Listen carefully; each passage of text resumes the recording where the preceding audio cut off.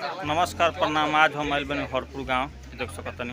आज जगदेव प्रसाद कुशवाहा जी के शहादत दिवस पर मैंने हमने के भइल बनी सो वहाँ के शहादत दिवस मनावल जाता। में रउआ शामिल भइल बा, पूरा देख सकतनी, पूरा गांव शामिल बा। आयल बनी पूर्व सांसद प्रत्याशी रवि कुशवाहा जी के शहादत दिवस में पता नहीं पूरा लोग जुटल बा। हरपुर गांव हो तो रउआ लोग देख सकतनी रवि कुशवाहा जी अमर शहीद बाबू जगदेव प्रसाद कुशवाहा जी के चरण कमलों में शहादत अर्पित करतनी, प्रणाम करतनी।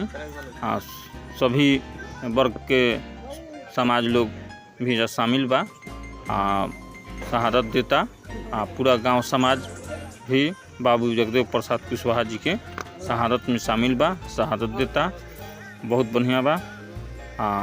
पूरा यहाँ भीड़ लागल बा, देख सकतनी सारा लोग शहादत देता। में हमहू बाबू जगदेव प्रसाद कुशवाहा के प्रणाम करतनी। यहाँ के बैकवर्ड समाज खातिर बहुत कुछ योगदान दिले बनी, जौन कि आज हमनी के वहाँ के शहादत दिवस पर जागरूक करतनी सो।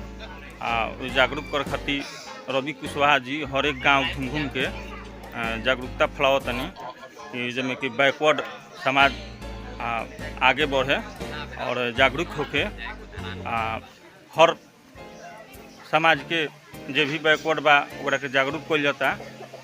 तो देख सकतनी यहाँ पूरा गांव के लोग शामिल बा। पवन जी बानी, वहाँ अमित जी बानी, देख सकतनी यानी राहुल राय बारन। पूरा गांव समाज बा शामिल बा। इस शहादत दिवस मनावल जाता। तो जैसे कि जागरूक कइल बहुत ज़रूरी बा, कैसे कि आज भी लोग बहुत कम जानता बाबू जगदेव प्रसाद कुशवाहा जी के बारे में।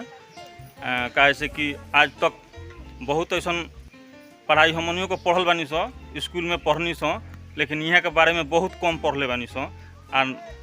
बहुत कम जानकारी ले बानी सो, काहे से कि स्कूल में सिलेबस में माने यहाँ के अलग कर दहल बा, काट के निकाल दहल बा।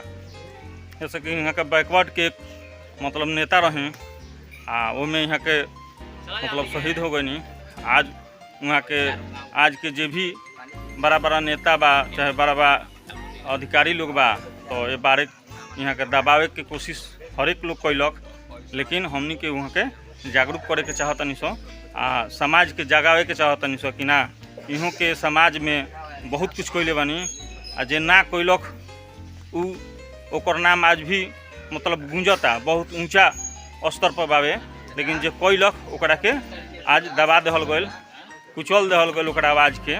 लेकिन हमनी के नहीं से चाहत कि आवाज़ के दबावल जाओ, कुचलल जाओ। हमनी के चाहत नहीं सो कि वहाँ के आवाज़ हमनी के बनी सो, बन के आज जे भी शोषित समाज बा, बैकवर्ड समाज बा, ओकरा के जागरूक कइल जा। जागरूक करके कदम से कदम चल के हर एक मतलब आदमी से कदम चल के आगे बढ़ल जाओ।